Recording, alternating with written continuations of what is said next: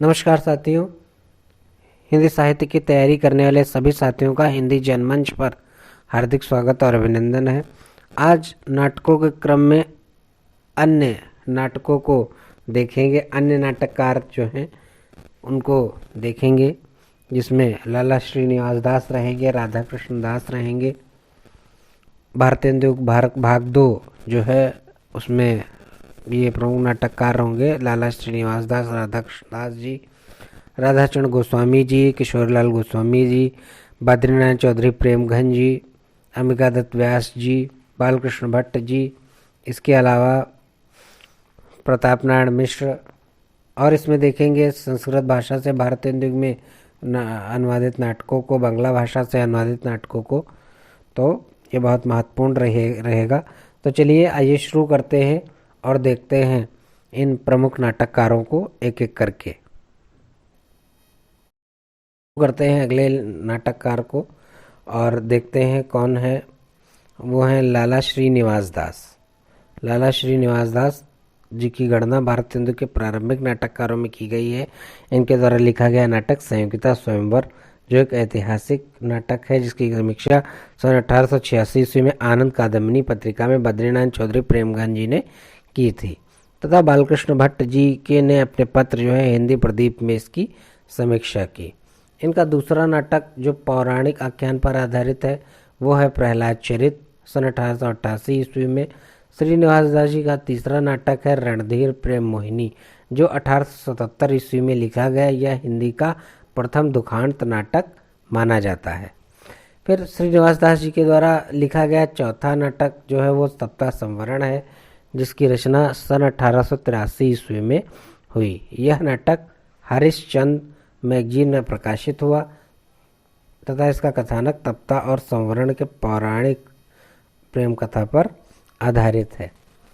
तो ये लाला श्रीनिवास दास जी के नाटक रहे। ऐतिहासिक और पौराणिक नाटकों का बहुत महत्व रहा इनके नाटकों में। चलिए आगे बढ़ते हैं और देखते हैं अगले नाटककार को, जो कि हैं राधा कृष्ण दास जी। राधा कृष्ण दास जी एक तो भारतेंदु के फुफेरे भाई थे, एक ये रिश्ता था। इसके अलावा बहुत महत्वपूर्ण लेखक ये हैं। तो देखते हैं, नाटककार भी हैं। इनका पहला नाटक जो है दुखनी बाला 1888 ईस्वी। राधा कृष्ण दास जी का यह नाटक सन 1880 ईस्वी में हरिश्चंद्र चंद्रिका में प्रकाशित हुआ था। यह नाट्य रूपक है। फिर अगला है महाराणा प्रताप। देखिए, राधा कृष्ण दास जी का यह नाटक 1897 ईस्वी में राजस्थान केसरी नामक पत्र में प्रकाशित हुआ था। महाराणा प्रताप बहुत महत्वपूर्ण है। इसके अलावा महारानी पद्मावती, यह नाटक की रचना चित्तौड़ पर अलाउद्दीन की चढ़ाई तथा पद्मावती से संबंधित वृत्तांत का वर्णन किया गया है। इसकी रचना सन 1882 ईस्वी में की गई है। मेवाड़ कमलिनी नाम ही जो है महारानी पद्मावती का दूसरा नाम है। इसके अलावा अगले नाटक की ओर बढ़ते हैं। देखिए, राधा कृष्ण जी के द्वारा लिखा गया अगला नाटक जो है धर्मालाप है। राधा कृष्ण दास जी इस नाटक की रचना सन 1885 ईस्वी में इन्होंने की थी। तो ये प्रमुख नाटक हो गए राधा कृष्ण दास जी के। बहुत महत्वपूर्ण नाटक इन्होंने भी लिखे, कई बार पूछे गए हैं, जिसमें दुखनी बाला, महारानी पद्मावती, महाराणा प्रताप। और किस पत्र में छपा महाराणा प्रताप? राजस्थान केसरी।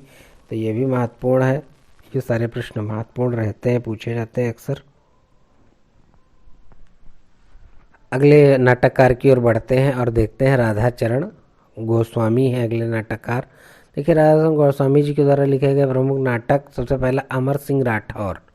अमर सिंह राठौर गोस्वामी जी का यह नाटक ऐतिहासिक नाटक है। इसकी रचना 1895 ईस्वी में हुई राधाचरण गोस्वामी जी के द्वारा। इसके अलावा सती चंद्रावली, यह इस नाटक की रचना सन 1895 ईस्वी में हुई। इसमें औरंगजेब के समय में हिंदुओं पर होने वाले अत्याचारों का वर्णन है। इसके अलावा अगला नाटक है तन मन धन गोसाई जी को अर्पण। देखिए, गोस्वामी जी का यह सामाजिक नाटक है। फिर अगला नाटक जो है इनका बूढ़े मुंह मुहासे लोग देखे तमाशे।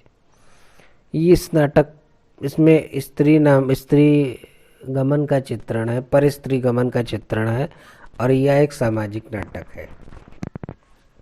तो ये बहुत महत्वपूर्ण नाटक रहे। अमर सिंह राठौर, सती चंद्रावली, तन मन धन गोसाई जी को अर्पण, बूढ़े मुंह मुहासे लोग देखे तमाशे, ये राधाचरण गोस्वामी जी के नाटक हैं। इसके अलावा किशोरी लाल गोस्वामी, देखिए किशोरी लाल गोस्वामी जी के द्वारा लिखे गए कई महत्वपूर्ण नाटकों की रचना इस प्रकार है।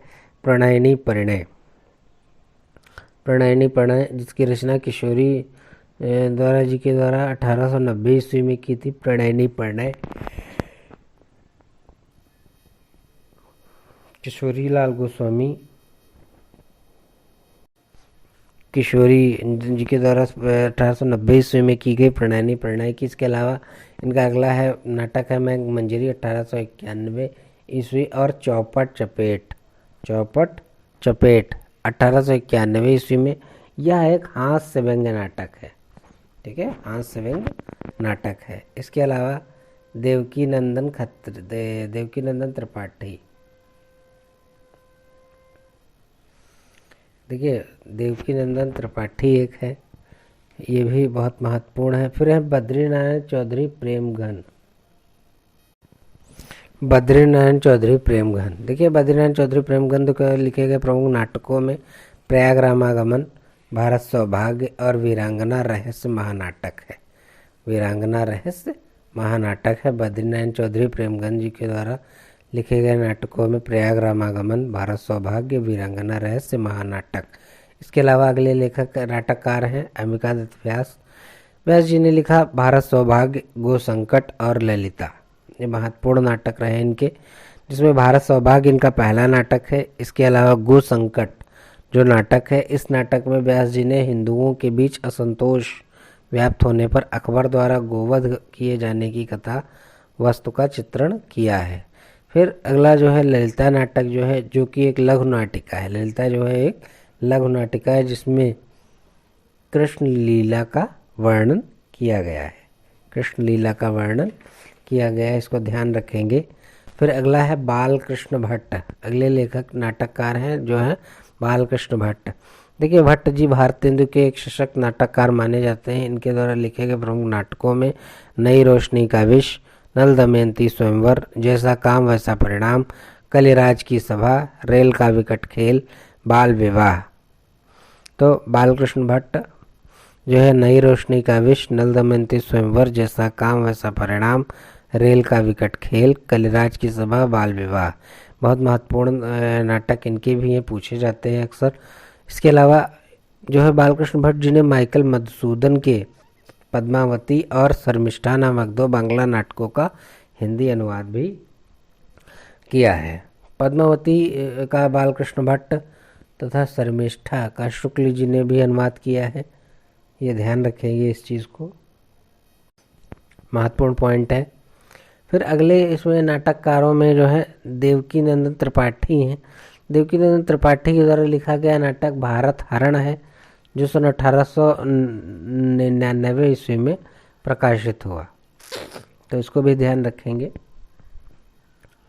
देवकी नंदन त्रिपाठी। इसके अलावा प्रताप नारायण मिश्र, प्रताप नारायण मिश्र की जो द्वारा भी कई नाटकों की रचना की गई।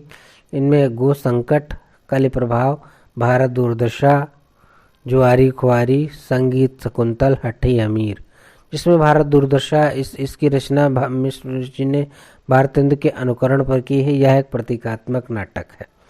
और देखिए हठी अमीर, इस नाटक का वृत्तांत रणथंभौर पर अलाउद्दीन की चढ़ाई से संबंधित है। जुआरी खुआरी, देखिए जुआरी खुआरी यह एक प्रहसन है जो व्यंग्यात्मक शैली में लिखा गया है। जुआरी खुआरी जो एक प्रहसन है और जो व्यंग्यात्मक शैली में लिखा गया है, तो ये महत्वपूर्ण चीज़ है। इसके अलावा अब अंतिम इसमें प्रसादोत्तर युग के अंतिम नाटकों की श्रृंखला में बढ़ते हैं और देखते हैं कि संस्कृत भाषा से जो है भारतेंदु युग में हिंदी में कौन कौन से अनुवादित नाटक किए गए हैं। तो एक तो संस्कृत नाटकों को देखते हैं कि अभिज्ञान शाकुंतलम जानते हैं कालिदास के द्वारा लिखा गया, इसका हिंदी अनुवाद किया राजा लक्ष्मण सिंह ने। उत्तम रामचरितम, इसका ये भवभूत का लिखा गया, इसका किया कि लाला सीताराम ने। प्रबोध चंद्रोदय, ये कृष्ण मिश्र का है, अनुवाद किया शीतला प्रसाद जी ने। फिर है मृच्छकटिकम, मृच्छकटिकम शूद्रक का है, इसका अनुवाद किया गदाधर भट्ट जी ने। रत्नावली, हर्ष की रत्नावली का अनुवाद किया ज्वाला प्रसाद सिंह ने। फिर है वेड़ी संघार, वेड़ी संघार का अनुवाद जो है रचयिता हैं भट्ट नारायण और इसका हिंदी में अनुवाद किया ज्वाला प्रसाद सिंह जी ने। तो ये संस्कृत भाषा से भारतीय हिंदू युग में हिंदी से अनुवादित नाटक रहे, बहुत महत्वपूर्ण है, ये भी पूछे जाते हैं कई बार। इसके अलावा आगे बढ़ते हैं और देखते हैं बांग्ला भाषा से किए गए हिंदी अनुवाद कौन कौन से नाटक हैं। तो बांग्ला नाटक में वीर नारी है, जिसके रचनाकार द्वारिकानाथ गांगुली बांग्ला नाटककार हैं और इसका हिंदी अनुवाद किया रामकृष्ण वर्मा जी ने। इसके अलावा पद्मावती, पद्मावती जो है राज किशोर दे का रचना है, जिसका अनुवाद किया रामकृष्ण वर्मा ने। फिर सती, सती जो है बांग्ला नाटक है, मनमोहन बसु का है यह नाटक और इसका अनुवाद किया है उदित नारायण लाल जी ने। तो इस तरीके से संस्कृत भाषा से कुछ अनुवाद किए गए, कुछ बांग्ला भाषा से अनुवाद किए गए। तो ये बहुत महत्वपूर्ण नाटक है, इनको देखेंगे। तो इस तरीके से भारतीय हिंदू युग में नाटकों की यह श्रृंखला यहीं पर समाप्त होती है। इसमें देखिए कि किस तरीके से लाला श्रीनिवास दास, बालकृष्ण भट्ट, किशोरीलाल गोस्वामी, देवकीनंदन त्रिपाठी, राधाचरण गोस्वामी और कई सारे अंबिका दत्त व्यास, बद्रीनारायण चौधरी, प्रेमघन, ये बहुत महत्वपूर्ण नाटककार इसमें भी रहे। तो इनको ध्यान से देखेंगे, इसमें से कई प्रश्न कई बार पूछे जाते हैं। ठीक है, चलिए इसको यहीं पर विराम देते हैं, मिलेंगे किसी और वीडियो में। तब तक के लिए इजाज़त दीजिए।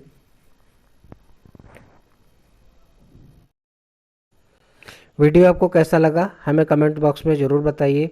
हिंदी जनमंच चैनल को सब्सक्राइब कीजिए, लाइक कीजिए और वीडियो को शेयर कीजिए अपने दोस्तों के बीच। मिलते हैं अगली वीडियो में, तब तक के लिए हिंदी जनमन को इजाज़त दीजिए। हिंदी वाणी जन की वाणी। जय हिंद, वंदे मातरम। बहुत बहुत धन्यवाद।